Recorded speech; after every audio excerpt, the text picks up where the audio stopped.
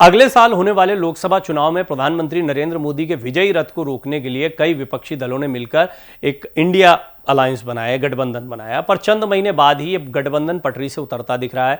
मध्य प्रदेश विधानसभा चुनाव के प्रचार के दौरान इस गठबंधन का सियासी एक्सरे, सीटी स्कैन और एमआरआई होने लगा है। दरअसल इंडिया गठबंधन का नेतृत्व करने वाली कांग्रेस और महत्वपूर्ण गठबंधन सहयोगी समाजवादी पार्टी के बीच तकरार बढ़ती गई।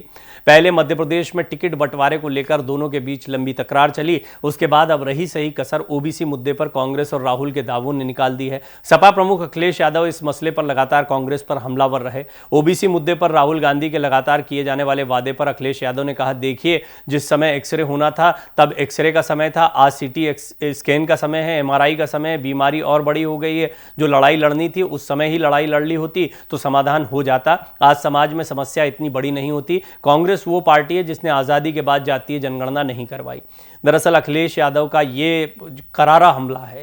ये साफ तौर पर बताता है कि उन्होंने बीजेपी से भी ज्यादा निशाने पर कांग्रेस को लिया है और इसकी वजह भी है। दरअसल जिन जगहों पर वो प्रचार कर रहे थे वहां पर उनकी टक्कर जो है वो कांग्रेस से सीधे तौर पर दिखाई दे रही है। उनको लग तो ऐसा रहा था कि कांग्रेस शायद गठबंधन धर्म को निभाते हुए उन्हें कुछ सीटें दे देगी, लेकिन ऐसा हुआ नहीं। ऐसा जब नहीं हुआ तो उन्होंने एक नहीं, दो नहीं, 20 से ज्यादा सीटों पर अपने उम्मीदवार उतार दिए और देखते ही देखते माथे पर चिकन आ गई कांग्रेस के भी, क्योंकि कांग्रेस के लिए नुकसानदायक हो सकता है।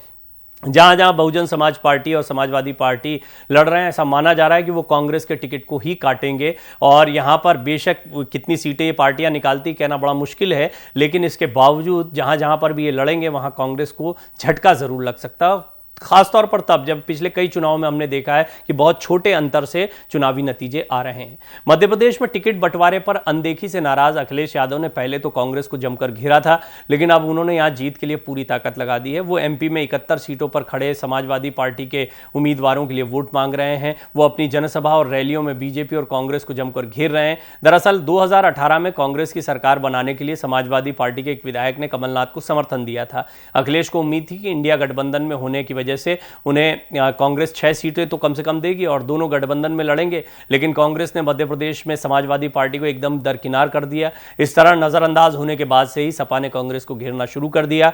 बेशक मध्य प्रदेश में सपा का जनाधार सीमित हो, लेकिन उसके मैदान में होने से कांग्रेस को कई सीटों पर भारी नुकसान हो सकता है। अगर 2018 के चुनाव की बात करें तो समाजवादी पार्टी को करीब 1.3% वोट मिले थे। सपा ने तब 1 सीट पर जीत दर्ज की थी, जबकि 5 सीटों पर उसके उम्मीदवार दूसरे नंबर पर रहे थे। मध्य प्रदेश में सिर्फ समाजवादी पार्टी नहीं बल्कि इंडिया गठबंधन में शामिल आम आदमी पार्टी ने भी कांग्रेस के खिलाफ चुनाव लड़ने की तैयारी की। माना जा रहा है कि कुछ सीटों पर कांग्रेस को आप से ही नुकसान पहुंच सकता है। दरअसल गुजरात विधानसभा चुनाव में आम आदमी पार्टी ने कांग्रेस को काफी नुकसान पहुंचाया था। ये एक बड़ा क्लासिक एग्जाम्पल है।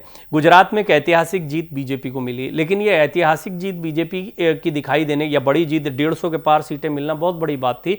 उससे ज्यादा बड़ी बात यह थी कि एक ऐतिहासिक हार कांग्रेस की देखने को मिली और इसकी वजह जो है वो बीजेपी ना होकर आम आदमी पार्टी थी। आम आदमी पार्टी को भी 13-14% यहां पर वोट मिला। 5-6 सीटें भी उनको विधानसभा चुनाव में मिली। राष्ट्रीय पार्टी का दर्जा दिलाने में गुजरात की उनकी ये जो छोटी सी जीत थी ये बड़े काम आई है। इसके बाद में उन्होंने अपना विस्तार करने का पहले ही रणनीति बना ली थी। राजस्थान, मध्य प्रदेश, अन्य जगहों पर वो चुनाव लड़ना चाहते थे, लेकिन इस सब के बीच में इंडिया अलायंस की बातें चल रही थी। जब एक मंच पर दिखाई दिए अखिलेश यादव, राहुल गांधी और अरविंद केजरीवाल भी, ममता बनर्जी भी, तो ये माना जा रहा था कि फिर विधानसभा चुनाव में भी इसका कुछ असर देखने को मिलेगा। ऐसा लगता है कि विधानसभा चुनाव में पूरी तरह से ये गठबंधन चरमराता दिखाई दे रहा है। हाँ, ये बात सही है कि लोकसभा चुनाव के लिहाज से इस गठबंधन को बनाया था और ऐसे में चुनावी रणनीति पर विचार हो सकता है कि आगामी लोकसभा सीटों के बंटवारे पर कांग्रेस विचार करते हुए समाजवादी पार्टी को कुछ सीटें मध्य प्रदेश में दे। लेकिन एक खींचतान चलेगी, ये महाराष्ट्र में भी चलेगी, ये पश्चिम बंगाल में भी चलेगी। जो जहां पर मजबूत है उसको वहां पर ताकत देनी चाहिए। ये बात पहले ही ममता बनर्जी ये फॉर्मूला सुझा चुकी हैं। लेकिन कांग्रेस इस पर कितना चलेगी, क्योंकि कांग्रेस जानती है जितने भी दल खड़े हुए हैं वो कहीं ना कहीं कांग्रेस के कमजोर होने की वजह से खड़े हुए हैं। ये दल भी जानते हैं कि कांग्रेस जैसे जैसे मजबूत होगी इनका जनाधार कम होगा। लिहाजा ये तकरार जो है आपको निश्चित तौर पर आगामी चुनाव, लोकसभा चुनाव के दौरान भी देखने को मिलेगी और यह तय माना जा रहा है कि इंडिया अलायंस बहुत इफेक्टिव नहीं होगा अगर इसी तरह चलता रहा। खैर, एक छोटी सी बानगी जो है वो मध्य प्रदेश के चुनाव से स्पष्ट हो गई है कि इंडिया अलायंस में फिलहाल तालमेल बैठाना बहुत टेढ़ी खीर है।